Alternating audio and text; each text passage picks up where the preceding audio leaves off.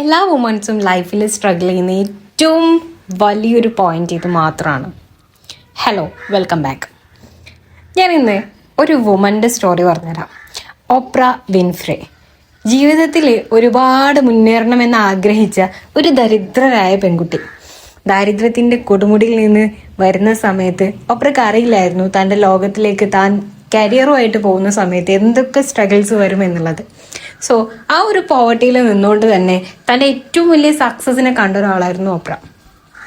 അതുകൊണ്ട് തന്നെ ഒന്നിനും പിന്നോട്ട് വലിക്കാൻ അല്ലെങ്കിൽ ഒന്നിനെ കൊണ്ടും പിന്നോട്ട് വലിപ്പിക്കാൻ ഓപ്ര തയ്യാറായിരുന്നില്ല.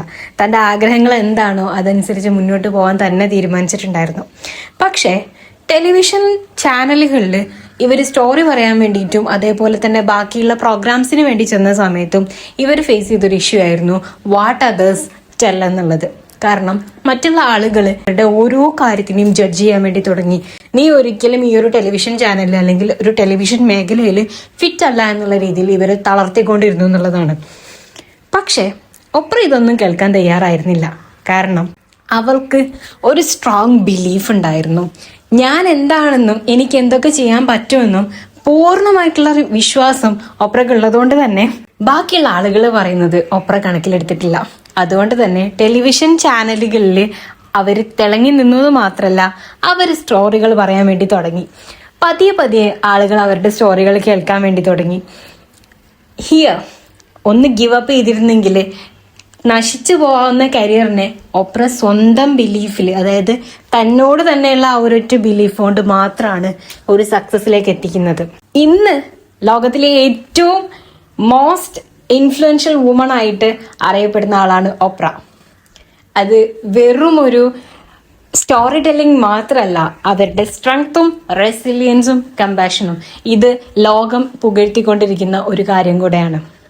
സോ ഞാൻ ഫസ്റ്റ് പറഞ്ഞ പോലെ വുമൻസിന്റെ ഏറ്റവും വലിയ കൺസേൺ എന്താണെന്ന് വെച്ചാൽ അവർ ചിന്തിക്കുന്ന ഒരു സംഭവമുണ്ട്, വാട്ട് അതേഴ്സ് തിങ്ക്. മറ്റുള്ള ആളുകൾ ഞാൻ അങ്ങനെ ചെയ്യുമ്പോൾ എന്ത് വിചാരിക്കും, ഈ ഒരു പ്രായത്തിൽ എനിക്കത് ചെയ്യാൻ വേണ്ടി പറ്റുമോ എന്നുള്ള ഒരുപാട് കൺസേൺസ് അവരെ ബാധിക്കുന്നുണ്ട്. ഒരിക്കലും ഇത് അവരുടെ മിസ്റ്റേക്ക് അല്ല, അവരുടെ ഉള്ളിലുള്ള മൈൻഡ് സെറ്റിന്റെ പ്രശ്നം തന്നെയാണ്. സോ ഇപ്പോൾ ഈ ഒരു ടൈമിൽ നിങ്ങൾക്ക് ചേഞ്ച് ചെയ്യാൻ പറ്റുകയാണെന്നുണ്ടെങ്കിൽ നിങ്ങളെ ലൈഫിൽ ഏറ്റവും സക്സസ്ഫുൾ ആയിട്ട് മാറാൻ നിങ്ങൾക്ക് വേണ്ടി പറ്റുന്നതാണ്. കാരണം ഈ ലോകത്തിലെ എല്ലാ മനുഷ്യർക്കും അവരുടേതായിട്ടുള്ള പേർപ്പസ് ഉണ്ട്, അവരുടേതായിട്ടുള്ള കഴിവുകളുണ്ട്. ഇത് മനസ്സിലാക്കി മുന്നോട്ട് പോകുന്ന ആളുകൾ മാത്രമേ ഇന്ന് ഈ ലോകത്ത് സക്സസ് ആവുള്ളൂ. സോ നിങ്ങളോട് പറയാനുള്ള ഒരു കാര്യം എന്താണെന്ന് വെച്ചാൽ ഈ ലോകത്ത് എല്ലാവർക്കും സ്ട്രഗിൾസ് ഉണ്ടാവും, ഫൈനാൻഷ്യലി ഇഷ്യൂസ് ഉണ്ടാവും, ഇമോഷണൽ ബാറ്റിൽസ് ഉണ്ടാവും, അതേപോലെ റെസ്പോൺസിബിലിറ്റി മീറ്റ് ചെയ്യാൻ പറ്റാത്ത ഇഷ്യൂസ് ഉണ്ടാവും. സോ എപ്പോഴാണോ നിങ്ങൾ ഇതെല്ലാം ബാലൻസ് ചെയ്തിട്ട് നിങ്ങളെ ലൈഫിനെ കരിയറും പ്രൊഫഷനും അതേപോലെ പേഴ്സണൽ ലൈഫുമായിട്ട് കണക്ട് ചെയ്യിപ്പിച്ചിട്ട് പോകുന്നത്, അപ്പോഴായിരിക്കും നിങ്ങളുടെ സക്സസ് സ്റ്റാർട്ട് ചെയ്യുന്നത്. സോ സ്ട്രെങ്ത് എന്ന് പറയുന്നത് ഒരിക്കലും ഈസി ലൈഫിലുള്ളതല്ല. എപ്പോഴൊക്കെ ഫെയിൽ ആവുന്നുണ്ടോ അപ്പോഴൊക്കെ തിരിച്ച് റൈസ് ചെയ്ത് വരുന്നതിനാണ് സ്ട്രെങ്ത് എന്ന് പറയുന്നത്. ഒരു സ്ട്രോങ് വുമൺ എന്ന് പറഞ്ഞാൽ ഒരിക്കലും സ്ട്രഗിൾസ് ഒന്നും ഇല്ലാതെ മുന്നോട്ട് പോകുന്ന ആളല്ല.